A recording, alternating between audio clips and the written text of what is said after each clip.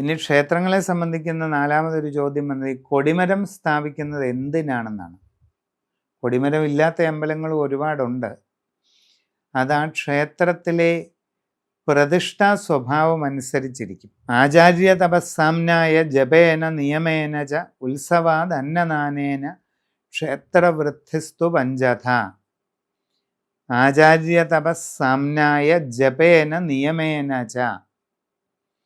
ആചാര്യ തപസ് പ്രതിഷ്ഠ നടത്തുമ്പോൾ ആ പ്രതിഷ്ഠാ ആചാര്യനായ ആളിൻ്റെ മുഖ്യ പുരോഹിതൻ്റെ തപസ്സിൻ്റെ ബലം അതൊന്ന്. ആംനായം അവിടെ പാലിക്കുന്ന ചിട്ടവട്ടങ്ങൾ. ജപേന നിയമേന ച നിത്യജപം പിന്നെ പാലിക്കുന്ന നിയമങ്ങൾ. ഉത്സവാദ് അന്നദാനേന അവിടെ ആചരിക്കപ്പെട്ടു പോരുന്ന ഉത്സവങ്ങൾ, നിത്യവും നടക്കുന്ന അന്നദാനങ്ങൾ, ഇതൊക്കെയാണ് ക്ഷേത്ര വൃദ്ധിസ്തു പഞ്ചത. ക്ഷേത്രത്തെ അഭിവൃദ്ധിപ്പെടുത്തുന്ന 5 കാര്യങ്ങൾ ഇതൊക്കെയാണെന്ന് പറയുക. ക്ഷേത്രത്തിൽ ഒരു പ്രത്യേക രീതിയിൽ ചൈതന്യം സമാഹരിക്കുന്നതിന് യോഗശാസ്ത്രവും വാസ്തുശാസ്ത്രവുമായി ബന്ധിപ്പിച്ച് താന്ത്രിക വിധാനത്തിൽ രൂപം കൊടുക്കുന്ന കുറേ കാര്യങ്ങളുടെ ഒരു ഘടകമാണ് കൊടിമരം. ക്ഷേത്രത്തിൽ കൊടി കയറ്റുക, ഉത്സവത്തിന് മുന്നോടിയായിട്ട് കൊടി കയറ്റുക എന്ന് പറയുന്നത് കുണ്ടലിനി ഉയർന്നു വരുന്നതിൻ്റെ പ്രതീകാത്മകമാണ്.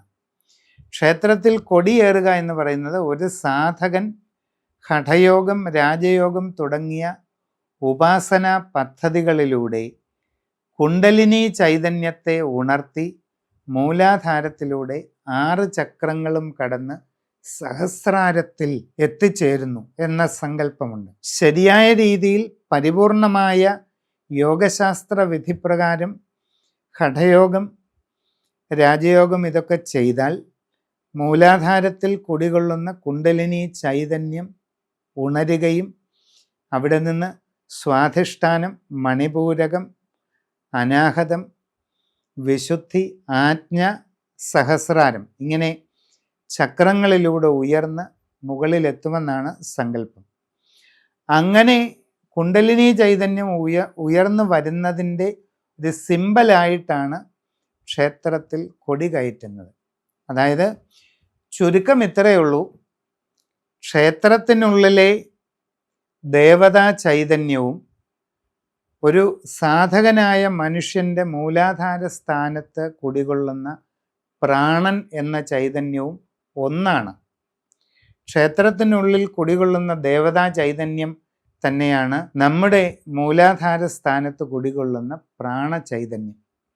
നമ്മൾ സാധാരണ പോലെ ഒരു വെറും സർവ്വസാധാരണ ജീവിതം നയിച്ചാൽ കുണ്ടലിനി ഒരിക്കലും നമ്മൾ അറിയാറ് പോലുമില്ല, എന്നെന്നും ഒരു സാമാന്യ ജീവിതത്തിൻ്റെ ഭാഗമായിട്ട് അവിടെ കിടക്കും. എന്നാൽ യോഗശാസ്ത്ര വിധിപ്രകാരം സാധനകളിലേക്ക് പോകുന്ന ഒരാൾക്ക് സാധാരണ ജീവിതത്തിൽ നിന്നും അയാൾ മാറുകയും കുണ്ടലിനി ചൈതന്യം ഉണർന്ന് അയാൾ ഒരു യോഗിയായി തീരുകയും ചെയ്യുന്നു.